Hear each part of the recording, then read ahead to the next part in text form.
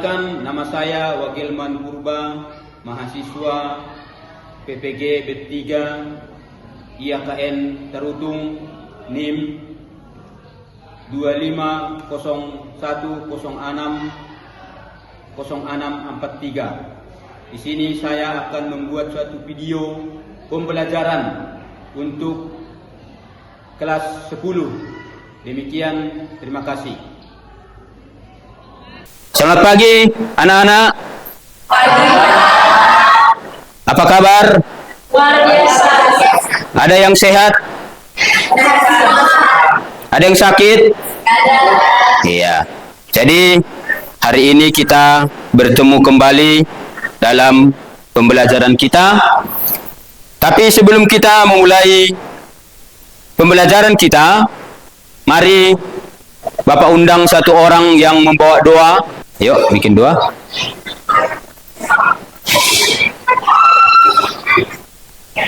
Teman-teman, mari kita bisa berdoa. Terima kasih Tuhan. Yesus sudah kepada anak-anak Tuhan. Dengan mencapai pembelajaran Tuhan, serta Tuhan kami berilah kami berikan. Tuhan berikan kami kesabaran Tuhan. Maupun dimanapun mereka berada, jauhkanlah mereka. Terima kasih Tuhan. Alhamdulillah doa. Amin. Ya. Baik, terima kasih. Kita akan memasuki materi yang sudah Bapak siapkan, yaitu menjadi dewasa, ya, dalam segala aspek. Ya, bisa diperhatikan di sini. Nah, kalau Bapak bertanya, apa itu arti dewasa? Ya, yang kuat ya, biar Bapak dengar. Dewasa adalah pendapat yang mainkan, Iya, dewasa adalah tidak lagi anak-anak, melainkan sudah menuju kematangan. Ya, sudah menuju kematangan. Contohnya matang itu apa? Ibarat buah, kalau matang sudah disiapkan untuk di apa? Dimakan, dijual, baru dipasarkan. Nah, jadi kalau kita lihat tadi, kita dengar apa yang dikatakan kawanmu, temanmu, dewasa itu tidak lagi anak-anak atau remaja, melainkan sudah menuju kematangan. Ya, ini menjadi manusia dewasa. Kita ini manusia. Sebagai manusia ada perkembangan. Tapi perkembangan ini mungkin kita tidak sadari kapan ada itu. Yang pasti ada menuju kedewasaan, menuju kematangan. Baik, sebelum kita lanjutkan, kalau Bapak tanya lagi, anak Bapak di dalam satu orang manusia, ya, siapa yang tahu menyebutkan itu, keenam aspek itu? Ada yang tahu? Ya. aspek perkembangan manusia. Buat suaranya, buat. Aspek perkembangan manusia yang pertama fisik, kedua kognitif, ketiga emosional, keempat sosial, kelima bahasa, keenam moral. Ya, ada 6 perkembangan yang dilalui oleh setiap individu. Tapi kapan kita tidak tahu. Nah, yang pasti keenam ini ada satu aspek, yaitu aspek jasmani. Keenam aspek ini hanya satu yang kita tahu kapan itu dewasa, yaitu hanya aspek jasmani. Ini yang kita tahu ada bisa kita buat menjadi stop dia menjadi dewasa. Kedewasaannya itu apa? Ya, kalau bagi laki-laki, bagi perempuan itu ada pertanda-pertanda bahwa kedewasaan itu. Nah, Ya, coba siapa yang tahu, anak bapak yang bisa memberikan pendapat kira-kira dalam keenam aspek ini akan berjalan terus tanpa kita ketahui kapan kita dewasa sehingga kita mampu beraktivitas. Kita tidak tahu.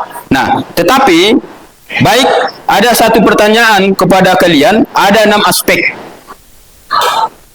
Ini pertanyaannya. Nah, namun di aspek jasmani, di sini kita tahu kita dewasa.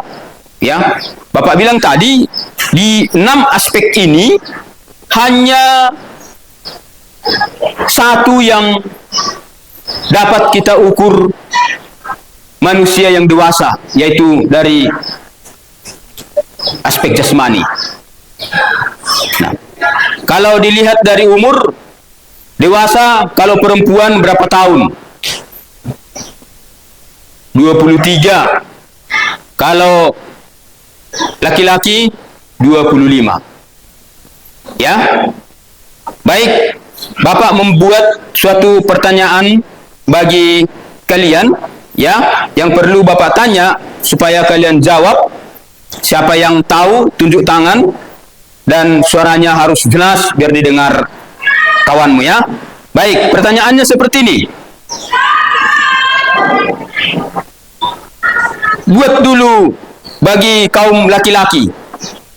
Ya, laki-laki, apa sih kira-kira tanda-tanda perkembangan di dalam aspek jasmani bagi laki-laki? Apa tanda-tandanya? Ya.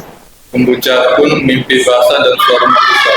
Ya, itu bisa kita bilang tumbuh jakun atau tumbuh rambut pada tempat-tempat tertentu, dan sering dikatakan ya mimpi basah, dan sering dikatakan suara membesar. Nah, itu pertanda bahwa seorang laki-laki ini sudah menuju kedewasaan. Itu tanda. Hanya itu. Nah, jadi kalau kalian lihat bahwa suara anak dulu dengan Anda sekarang sudah pasti beda. Ya.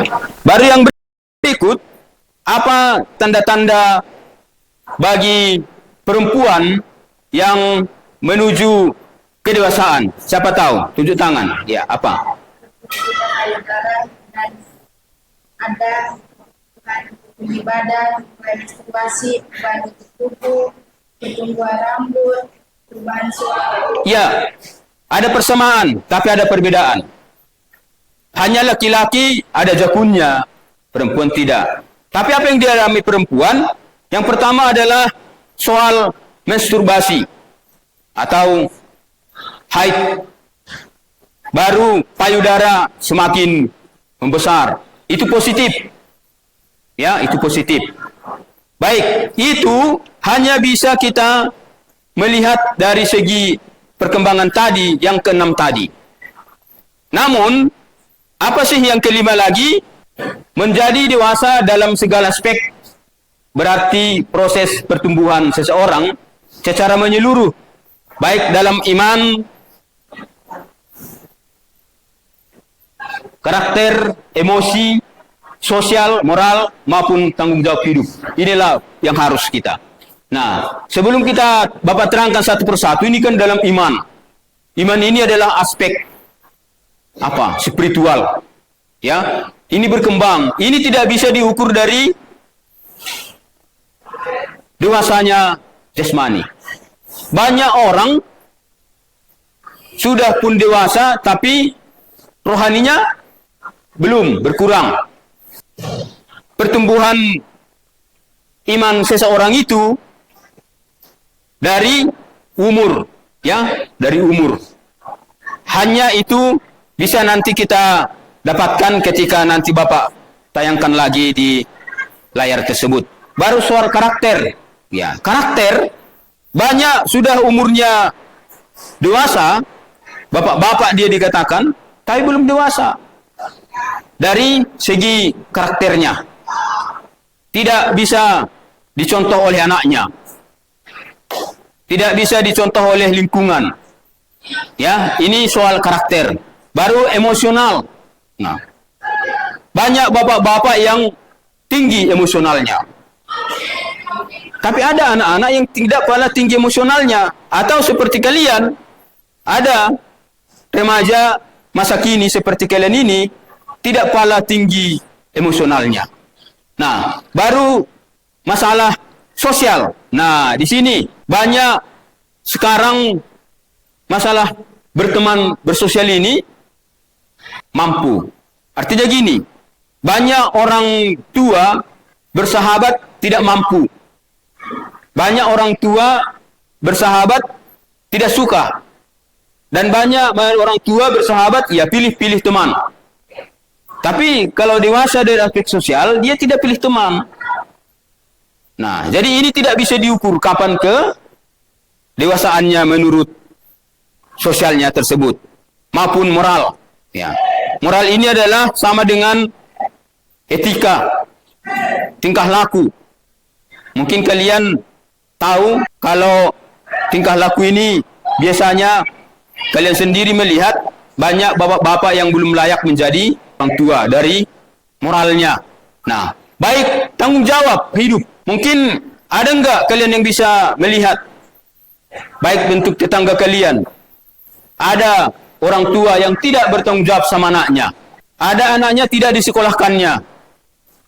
Ada anaknya dibiarkannya cari kerja padahal dia masih zona di dalam pendidikan.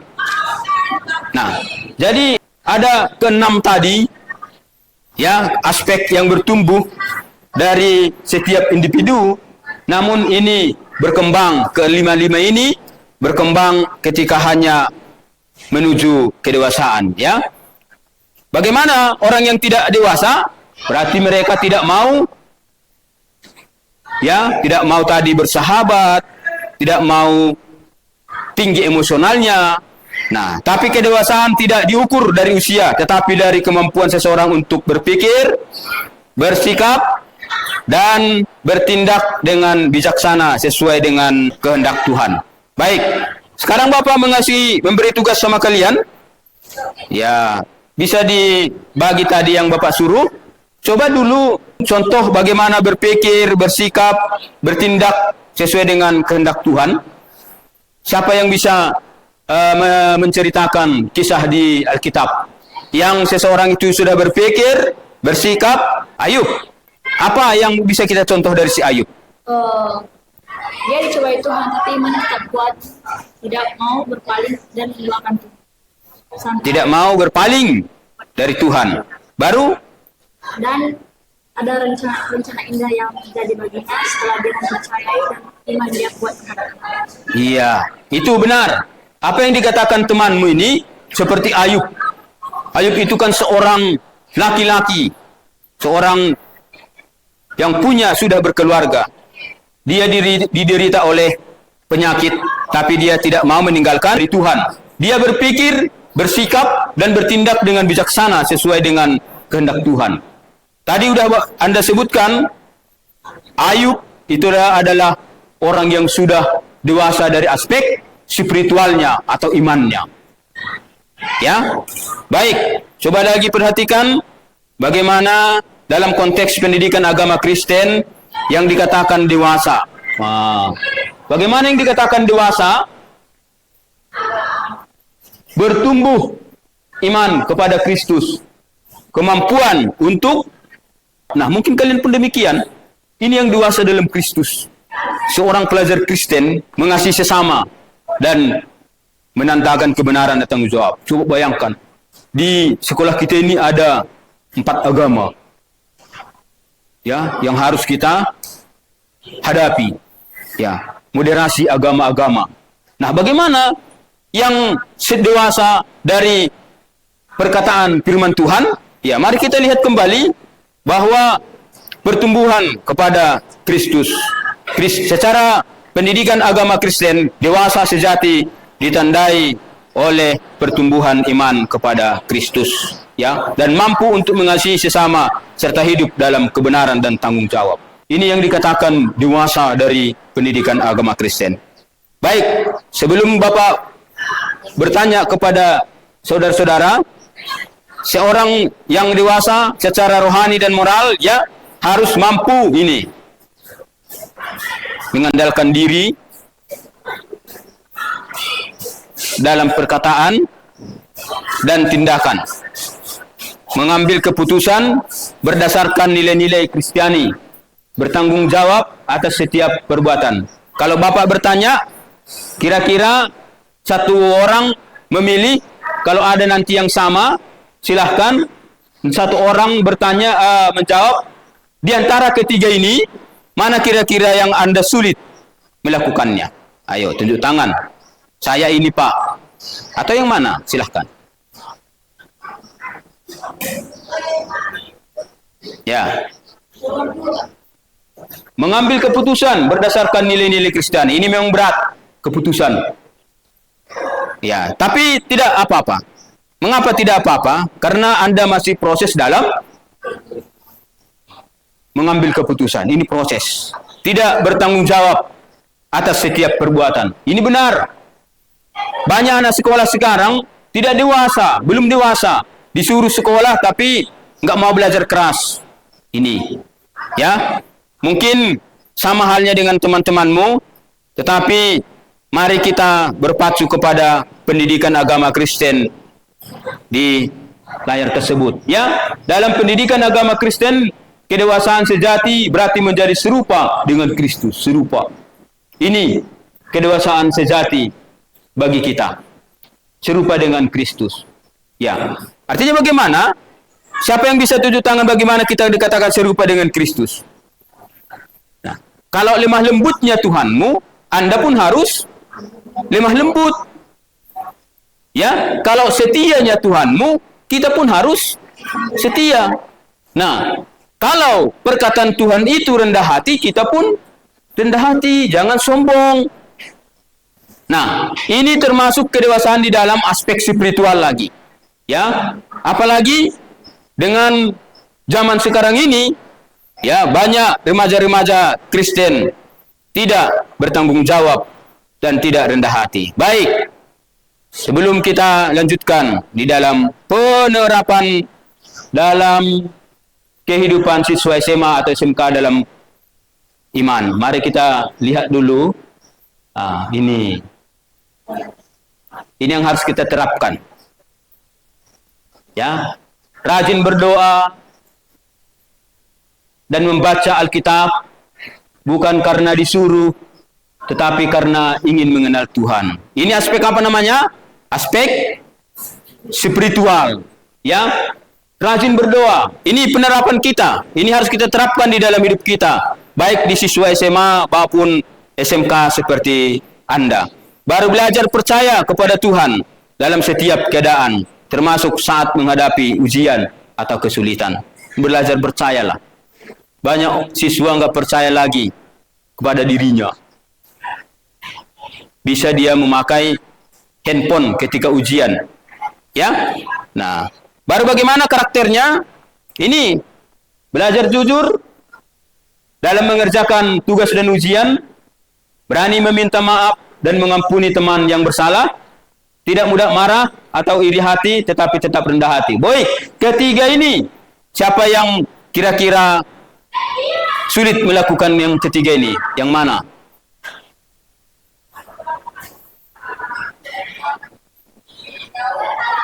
Di antara ketiga karakter ini, termasuk karakter kita, Anda, yang mana ini yang sulit? Ya. Nomor 1, belajar jujur dan mengerjakan tugas dan dalam ujian. Ya, berani jujur.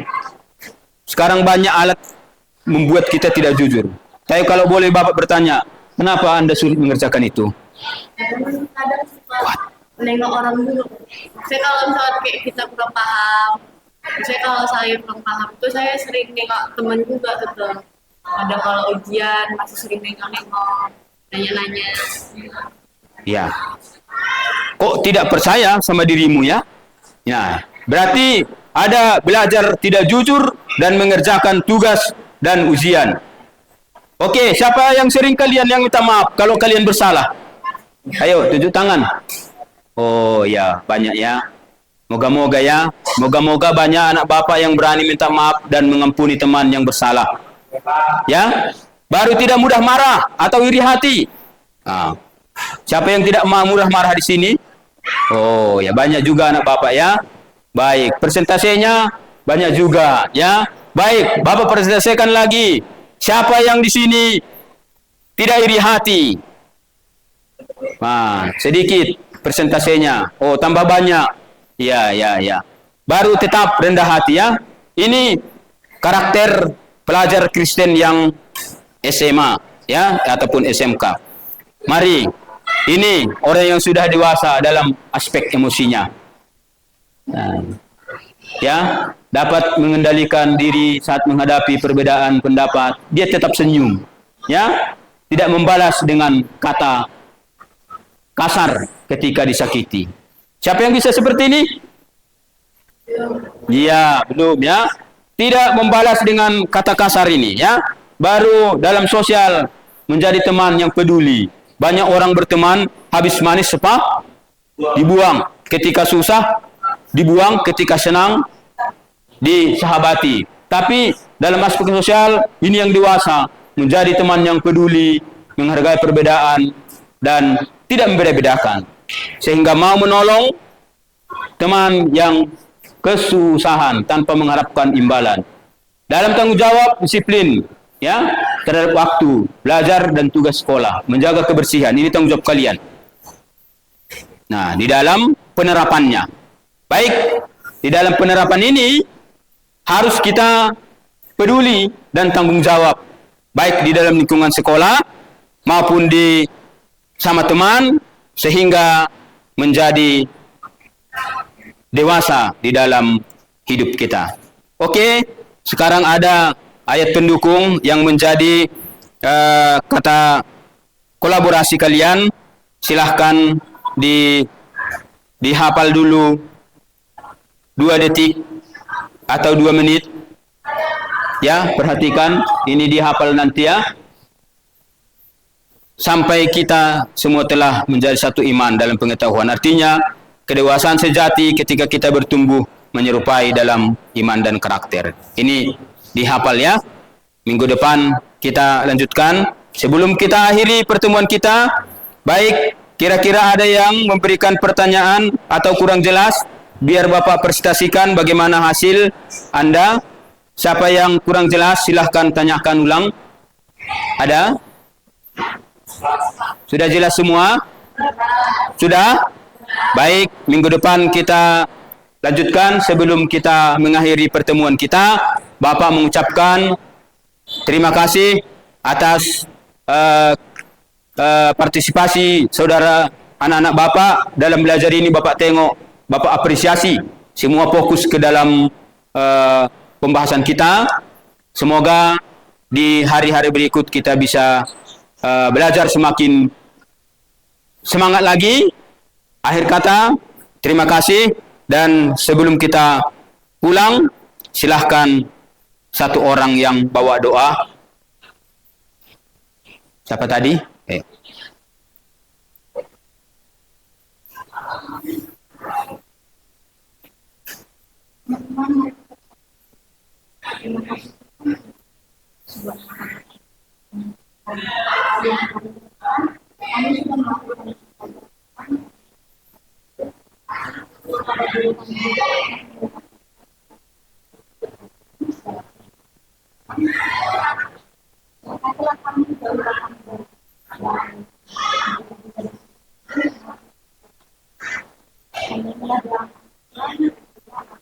Amin.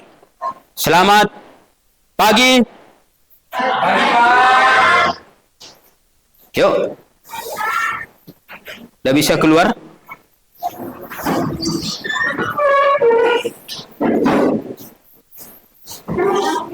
Ya, jangan dulu pergi ya. Di luar dulu ya. Udah nak, udah. 3, 4, 5, 6, 7, 8, 9, 10, 11, 12, 13. Oke. Siapa? Ya. Apa? Kawan apa siapa nama kalian yang tadi? Jangan dulu pergi kalian. Beli kalian dulu roti. Bagi yang tadi. Jangan dulu pergi kalian. Nah, tahakuannya, rotinya